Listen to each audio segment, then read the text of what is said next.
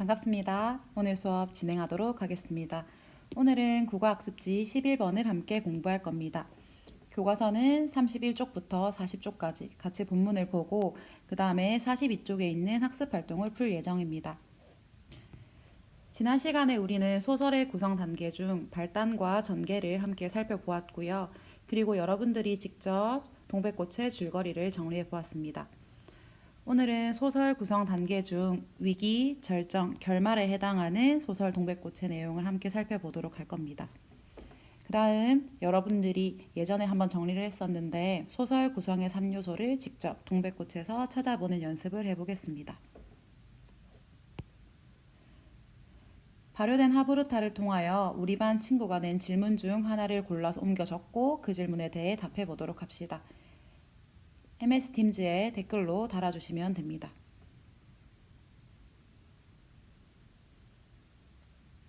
지난 시간 내용을 한번 같이 복습을 하고 그 다음에 조금 더 내용을 알아보는 시간을 가지겠습니다. 지난 시간에 우리는 소설 구성 단계를 배웠었습니다. 소설 구성에 5단계라고 적혀 있지요. 이 중에서 지난 시간에 봤던 것은 앞에 2단계입니다. 첫 번째 단계, 그 다음에 두 번째 단계에 대해서 지난 시간 했었고 이번 시간에 할 것은 세 번째, 네 번째, 다섯 번째 단계에 대해 배울 겁니다. 소설에서 인물과 배경이 소개되고 사건이 어떻게 등장하게 될지 그 실마리가 제시되는 부분은 발단이라고 부릅니다.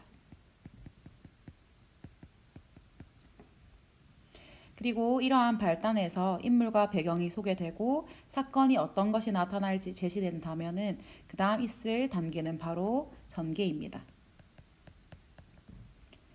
전개에서는 서로 다른 인물들이 서로 다른 가치관과 성격과 행동과 말 등을 통해서 서로 대립하거나 갈등하는 부분이 나타나게 됩니다. 이어서 이렇게 전개 단계에서 만들어진 갈등은 위기 단계에서 조금 더 심화됩니다. 갈등이 점점 심해지고 커지면서 긴장감이 소설에서 전개되는 중에 나타나게 되고요. 그 다음에 이렇게 심화된 갈등은 절정에 와서 최고조에 달합니다. 갈등이 최고조에 달했다는 것은 반대로 그 갈등이 해결되기 직전이라는 의미입니다. 그래서 절정을 지나 결말로 내려오면 그러한 사건이 마무리되고 갈등이 해소되고 인물들이 어떻게 될지 운명이 결정되는 것을 확인할 수 있습니다. 그렇다면 오늘은 위기, 절정, 결말에 해당하는 교과서 내용을 살펴볼 겁니다. 지난 시간과 마찬가지로 지금 1쪽과 이쪽에 보면 빈칸이 있습니다. 이 빈칸 내용은 하나하나 선생님이 답을 불러주지 않을 예정입니다. 교과서 설명을 다 보고 나면 여러분들이 직접 풀이를 할 수 있을 겁니다. 그러면 같이 교과서를 살펴보러 갈까요? 교과서 해설 두 번째 시간입니다. 31쪽부터 같이 한번 보도록 하겠습니다. 지금 교과서 부분에 보면 이렇게 그림이 나와 있어요. 글이나 소설과 같은 부분, 중간중간에 끼어 있는 그림들을 사파라고 부릅니다. 지금 사파에 보시면은 점순이와 내가 등장하고 있습니다. 지난 시간 내용을 생각해 보면 내가 울타리를 하고 있었지요. 울타리를 열심히 만들고 있으니까 점순이가 다가와서 얘기합니다. 너 뭐하니? 여름에 하면 되는데 왜 벌써부터 하니? 라고 말을 하면서 점순이 손에 있는 이것을 바로 내밀게 되지요. 감자 세 알을 나에게 줍니다. 너희 집엔 이거 없지? 라고 얘기를 하면서 나에게 감자를 주지만 나는 그 감자를 받지 않습니다. 점순이는 좋은 마음으로 호감이 있어서 감자를 건네주었지만 그것을 내가 받지 않자 점순이 얼굴 색깔이 바뀝니다. 이렇게요. 마음이 상한 점순이는 그 다음부터 닭싸움을 계속시키게 됩니다. 오늘 수업 내용에서 조금 더 살펴보도록 하겠습니다. 지난 시간에 우리는 모두 다 알 수 있었습니다. 점순이가 나에게 이렇게 하는 것은 내가 미워서가 아니라 나를 좋아하기 때문이라는 것을요. 하지만 어수룩하고 조금 눈치가 없었던 나는 그것을 느끼지 못했지요. 지난 시간에 나의 성격이 뚜렷하게 드러났다라 하면 이번에는 점순이의 성격이 조금 더 잘 보이고 있습니다. 어쩌다가 마을 어른들이 시집 안 가니? 라고 물어봤을 때 알아서 갑니다 라고 천연덕스럽게 점순이는 받았더라고 해요. 원래 부끄러움을 타지도 않고 남에게 눈물을 보일 만큼 바보도 아니다 라고 말을 했네요. 여기서 나타나는 점순이의 성격을 한번 찾아보도록 합시다. 점순이의 성격은 어른들이 얘기했을 때 천연덕스럽게 받고 부끄럼도 타지 않고 눈물도 잘 보이지 않는다고 말을 했습니다. 어른들의 말에 재치 있게 표현하는 당돌함을 가지고 있는 것 같고요. 그 다음에 부끄럼도 조금 덜 타고 성숙한, 다시 말해서 조숙한 성격을 가지고 있다라고 간단하게 정리해 주시면 좋겠습니다.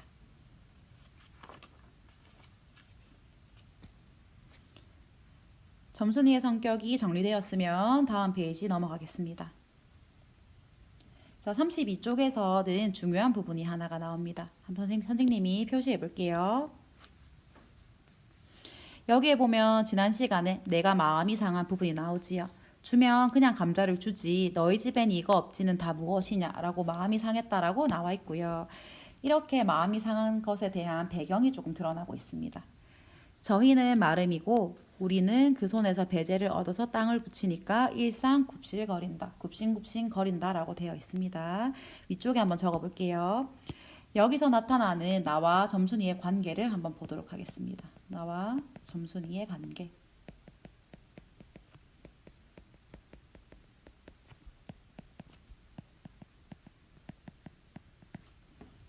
저희, 너희는 마름이고 라고 얘기를 했어요. 점순이는 마름의 딸입니다. 마름의 설명은 아래쪽에 나와 있지요. 땅을 관리해주는 관리인 집의 딸이고요. 반면에 우리는, 나는 땅, 소작권, 땅을 얻어서 빌려서 밥을 벌어먹고 사는 사람이기 때문에 이러한 점순이네 집에 혹은 점순이에게 굽신굽신 거려야 합니다. 나는 반면에 소작인의 아들이라고 적어 놓으시면 되겠어요.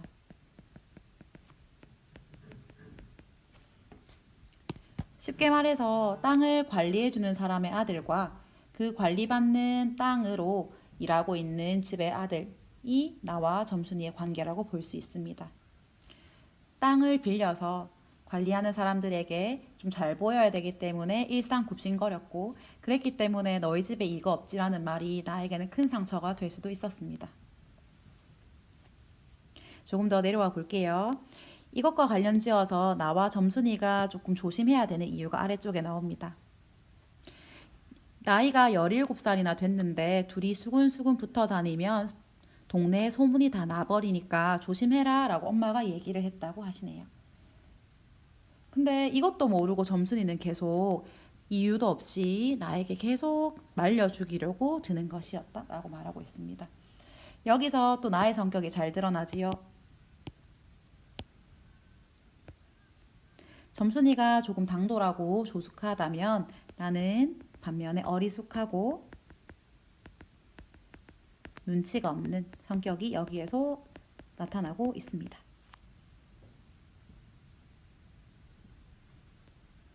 시간의 변화가 다시 한번 드러납니다. 아래쪽에 보실게요. 눈물을 흘리고 간 그 다음날 저녁 나절이었다 라고 얘기하고 있습니다. 눈물을 흘렸다라고 얘기하는 건 감자를 받지 않았을 때 점순이의 반응이었습니다. 시간의 변화가 드러나고 있고요. 그 다음부터 괴롭히기 시작합니다. 우리의 닭을 괴롭히는 점순이의 모습을 한번 보도록 하겠습니다. 씨암탉을 꼭 붙들고 이놈의 닭 죽어라 죽어라 라고 점순이가 말을 하고 있네요. 내가 점순이의 감자를 거절했지요. 다시 말해서 점순이의 호감이라든지 관심 표현을 거절했기 때문에 점순이는 이렇게 행동하고 있습니다. 바로 관심을 거절당한 후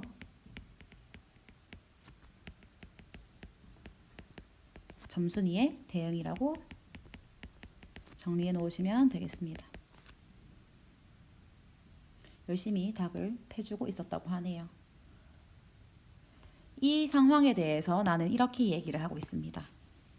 눈에 쌍심지가 오르고 사지가 부르르 떨렸으나 화가 나 있는 것 같아요. 분노하고 화가 나고. 지난 시간에 봤던 부분에서 대강이 마치 나의 대가리가 터지는 것처럼 화가 났다라고 표현하는 부분이 있었습니다. 여기에서도 화를 내고 있고요. 한 대 쳐주고 싶고 너무 화가 났지만 주변에 돌아보고 점순이 집에 아무도 없는 걸 확인했다라고 얘기를 하는 걸 보면 마름의 딸인 점순이를 조금은 신경 쓰고 있는, 다시 말해서 눈치를 보는 나의 모습이 조금 드러납니다. 바로 막대기로 후려칠 수도 있었는데 후려치기 전에 조금 살펴보는 모습에서 눈치를 본다라고 파악을 할 수 있어요. 이제 뒤로 넘어가 보도록 하겠습니다. 33쪽은 여러분들이 그냥 읽어보시면 되고요. 34쪽에 넘어와서 조금 더 살펴보도록 하겠습니다.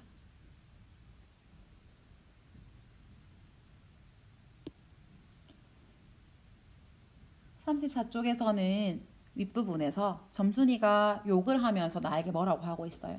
너 병신이지, 너희 아버지 고자지 라는 식으로 말을 하면서 놀리고 있습니다.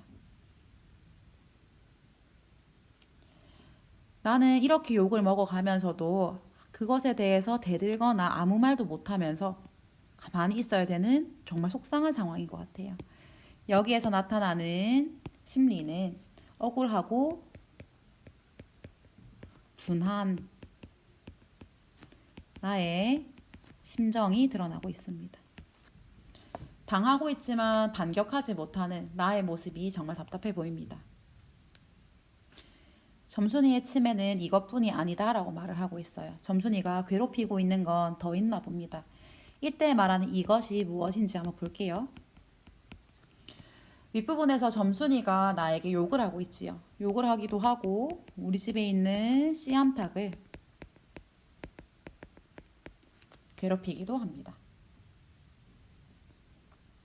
이것뿐만이 아니라 사람들이 없으면 자신의 집에 있는 수탉도 데리고 와서 우리 수탉과 싸우게 만든다고 또 아래쪽에 적혀 있네요. 이것뿐이 아니라 더 있다. 욕도 하고 우리 씨암탉 엉덩이도 때려주고 그 다음에 수탉끼리 싸움도 붙이는 상황인가 봅니다. 매일매일 당하는 우리 수탉을 보다가 나는 너무 화가 납니다. 다른 방식, 다른 꾀를 챙기고 있는 나를 볼 수 있네요. 하루는 수탉을 데리고 장독대로 가서 무엇을 먹이고 있습니다. 바로 고추장이지요. 사실 고추장을 먹는다고 사람이 뭐 매워진다거나 동물이 매워지는 건 아니지만 고추장이 매우니까 이거를 먹는 사람 혹은 동물의 주먹도 매워지지 않을까라고 생각하고 있는 겁니다. 여기에서는 순진한 나의 모습이 드러나네요.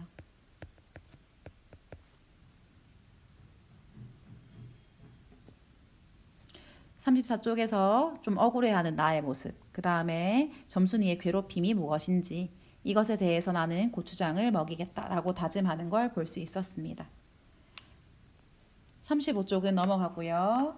36쪽도 넘어가겠습니다.